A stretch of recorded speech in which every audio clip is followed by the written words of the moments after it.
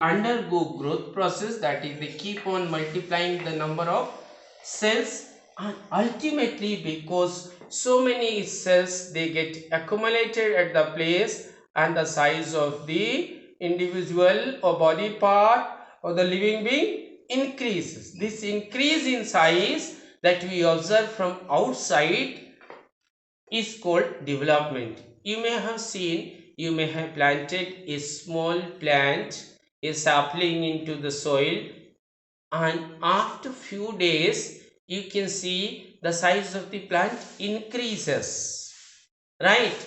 Branching also occur, more leaves appear. Why? The reason is inside the body of that plant a continuous process of growth is going on. What is growth?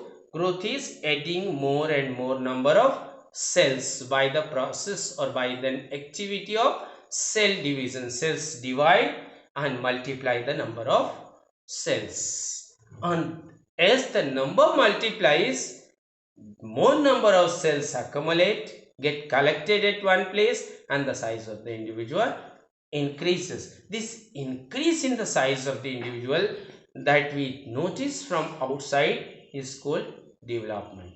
Is that clear to all of you? Now, what about these permanent cells? They are not responsible for growth. Remember, not at all responsible for growth and development, right? Then what for are they there? What is their utility inside the plant body? For what we require them? So answer for this question, your question. So what is the requirement of this cell inside the plant body? What for are they existing there? Simply as a waste? No, they are not waste. What other functions they carry out? Some of them store food. Food means carbohydrate, food and water. As in a house we have the water storing vessels, similarly some of these cells they store food and water. What else do they do? Some of them provide mechanical support.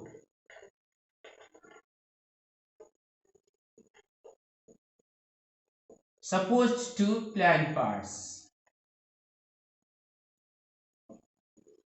Right? Some of them they provide mechanical support to plant parts. Clear? Some of them store air, even air, and help in buoyancy in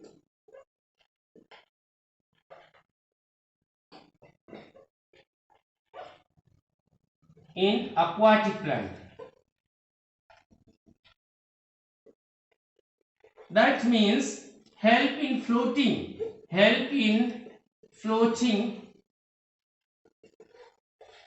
of plants, of water plants, right? Some of them are protective,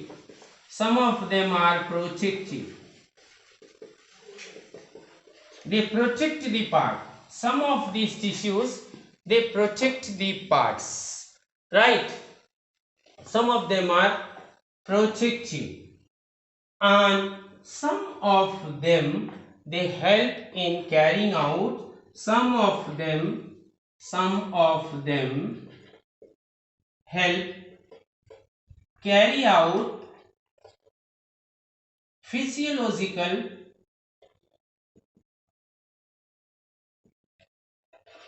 activities in the plant body.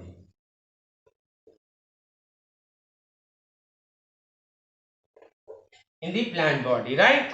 So some of them help. Now I will pick them one by one. right? I have told you permanent tissues, their cells, they do not divide, they do not multiply their number, right?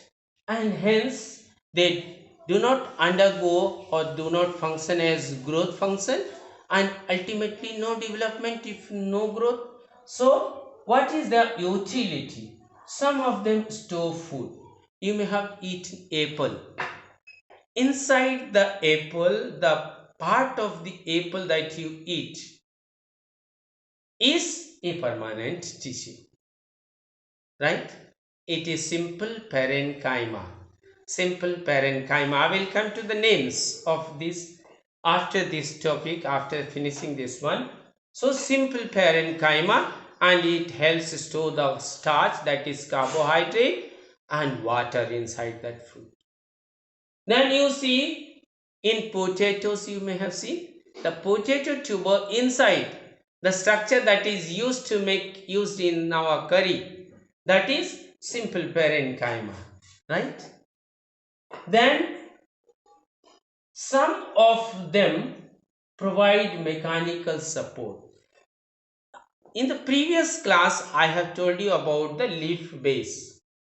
Leaf base or the branches, they are mechanically strong. With the blow of the wind, blow of the air, strong wind, they just fluctuate. They are flexible. They exhibit that nature of flexibility. They just go down and again come, but they do not break.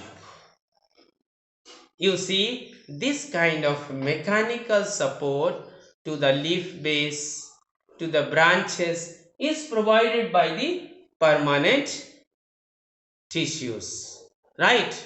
These tissues, they help provide mechanical support. These are, say, cholenchyma, or some of them are sclerenchyma even. Then you see the third point, to store air and help in buoyancy in aquatic plants, help in floating of water plants.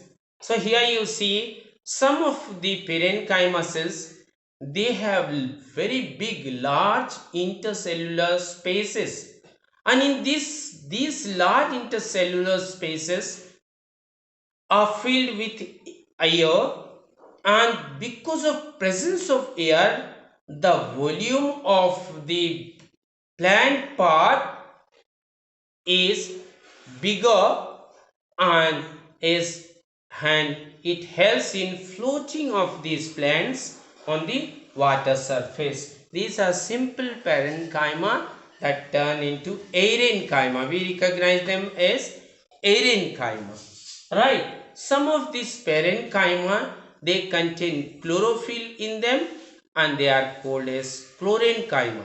So remember one thing, you should not confuse between chlorenchyma and cholenchyma.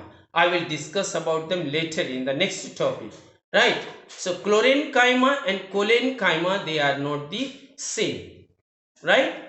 Chlorenchyma are simple parenchyma, the simplest form of permanent tissues that contain chloroplasts in them and help in the process of photosynthesis, and they are generally present in the green parts of the plants, right?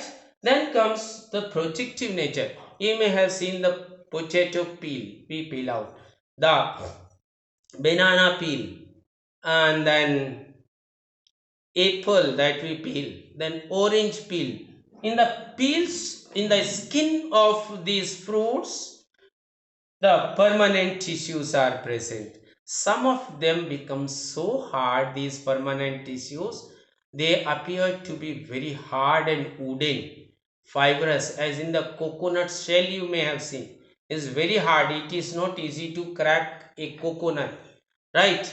Or you may have seen ground nut or all other nuts. You can see the shell, the outer shell, that shell I am taking, not cell, right? SHELL I am telling, shell, right? The shell becomes very hard and stiff, and it protects the baby plant in the fruit, inside the seed, right? They become very hard. They are sclerenchyma. Sclerenchyma will come to know about the name later in the next topic. The sclerin is taken from the word scleros, meaning the stone like, rock like, right? They are so tough and strong. And then comes that is their protective function, and some of them help carry out physiological activities, that is activity of absorbing water from the soil and transporting to different parts of the plant body. Then preparation of food, all this prepared food is reached to different, the xylem and phloem. Xylem and phloem are two different kinds of complex permanent tissues. After this I will be talking about them one by one. So dear students, in today's class we have learnt about the plant tissue. No, first we learnt about the tissue. What is a tissue? Tissue is, in as regards your biology, group of cells. What kind of cells they, if group, can be called as tissue? The cells which are similar in shape, size, structure, function, location, right? And in plant tissues are the group of cells that make the plant body, and this group of cells are called tissues. And basically for the purpose of study we have classified the plant tissues as the group of tissues that can keep on changing and responsible for growth and development, and another group is that is carrying out all other functions, all other requirements of the plants. Here these meristematic tissues, they keep on changing the shape, structure, size and number. The reason is the cells that make this meristematic tissue, they keep on dividing repeatedly and they keep on increasing the number of cells in that tissue. Hence they are responsible for causing the growth, carrying out the growth activity inside the body and resulting in the development that we notice from outside. Development is just increase in the size of the individual. And here about the permanent cells I told, the permanent tissues. These permanent tissues are made up of such cells which lose the ability to divide. They cannot divide, they are not responsible for growth, but they are carrying out some important and specific functions that are inevitably required by the plants, right? So some of them store food and water, some of them store air, some of them provide mechanical support, some of them provide protection, and some of them help in the carrying out the physiological process. So there are different aspects that are related or adhere to these permanent tissues, and they are inevitably required by the plants. Clear? So today's question for you is, note down the questions, the homework for today's class. Homework for from today's class. First is, write these answers of these questions. First question is, what is a tissue? What is a tissue? The second question is, write the features of cells that make tissues.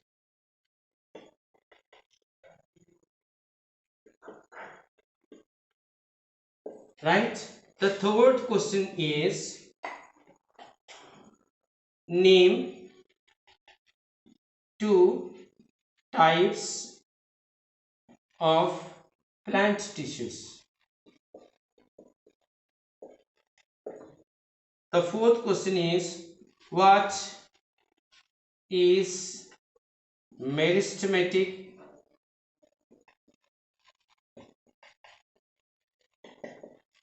tissue? The fifth question is, write few features of meristematic tissue.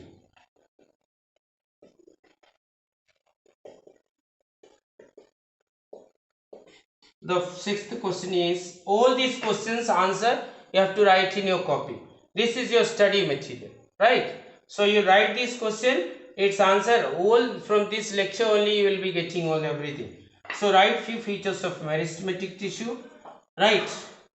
And sixth question is, what is a permanent tissue? What is a permanent tissue?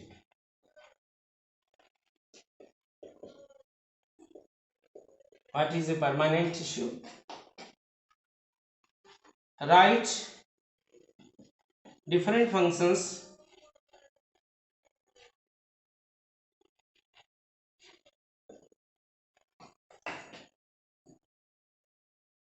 that the permanent tissues are responsible for.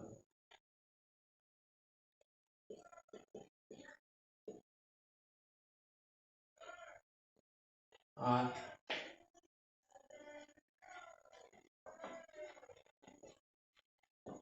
responsible for. And the eighth question is, write three differences between. Eighth question I will write here. Eighth question. Question number 8. Write three differences between meristematic and permanent.